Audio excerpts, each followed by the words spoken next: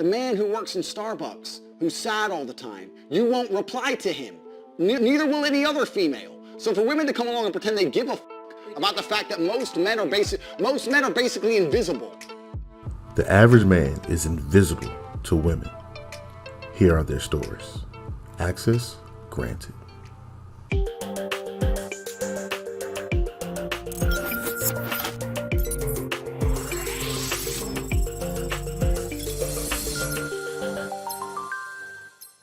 As a high-value woman, before you say to that man you can have a day off and you're allowed to be sad today, you will only even get with him.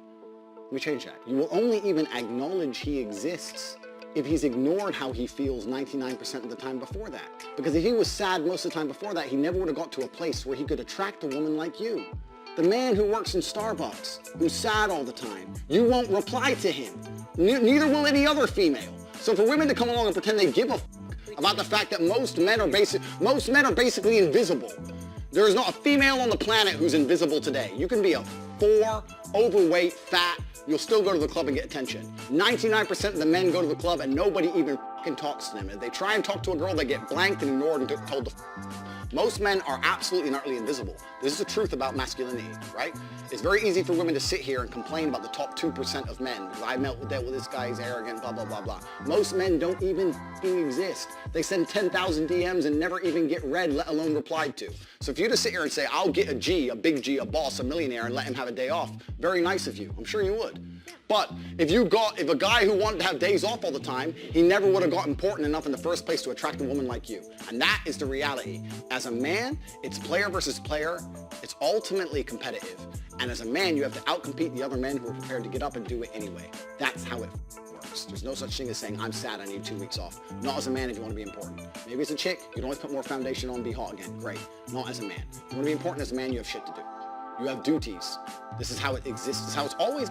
Lately, we have been hearing more and more about how the average man is invisible to women and in society in general. But what does that really mean? Most of modern dating talk on the internet is all about high-value men, how to become one and how to date one. However, the reality is that most people will never become one or even date one. Hell, you may never even meet one in your lifetime. So what about the average man? What are their stories and why should you care? This will be the start of a new series, The Average Men and Their Stories. Their voices need to be heard because if you don't, they will start to go their own way if they haven't started already. So now you're probably asking, how will I find these stories? Well, I won't just start interviewing random men to tell their stories of their darkest times. Men don't work like that. Maybe in the future I can do some interviews of men that I build rapport with, but you won't find strangers just telling you their deepest, darkest secrets. But I will look through the comment section of men's spaces on the internet to see what stories they have to tell.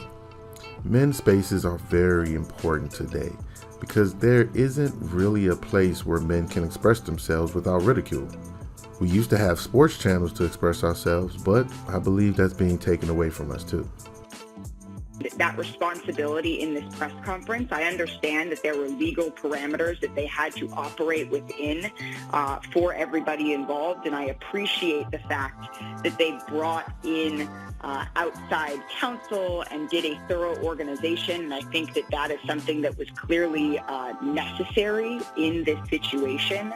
But the fact that it was able to go on all day, the fact that we are sitting here debating whether somebody else should have been suspended or not, we are not here, Stephen A., to further blame women. That is not why we are here. First of all, let me be very clear. I don't appreciate where you're going with that. I'm not blaming anybody but Ime Udoka.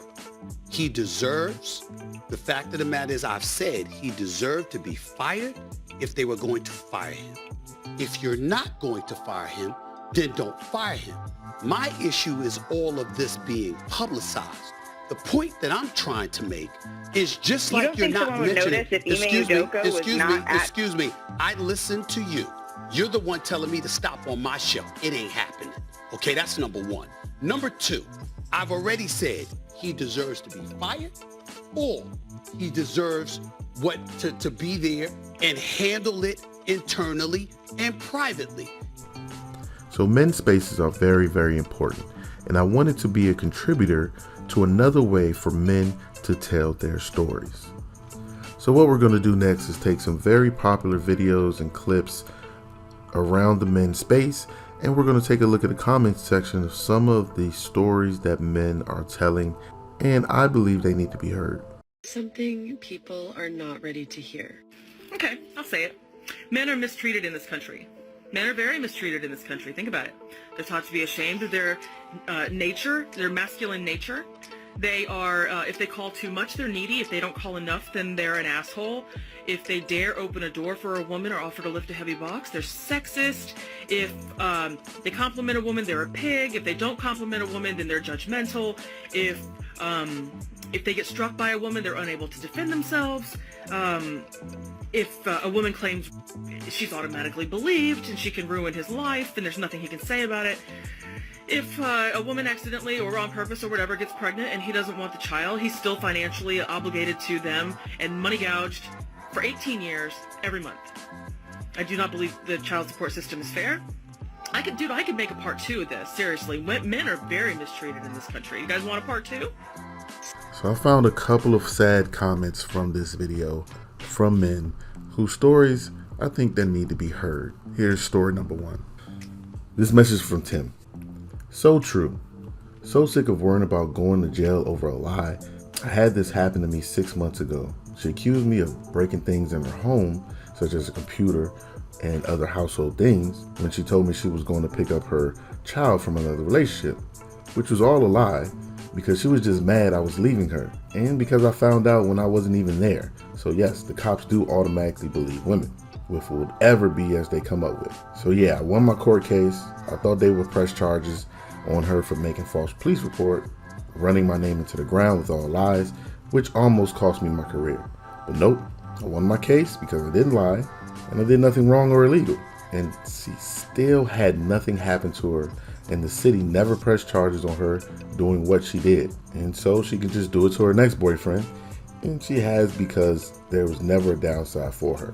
However, only for me, it's a totally different story. Now this next one actually is from a woman telling the story about her husband, but this one has a little bit of twist, so buckle up. This is coming from Jen. So true. My husband and I were going through a divorce. Last thing we had to figure out were the kids and child support. The split was supposed to be 50-50. Basically, we communicated if I had something, he would take them and vice versa. The kids weren't disrupted by our divorce. We're still both parents and we acted as such.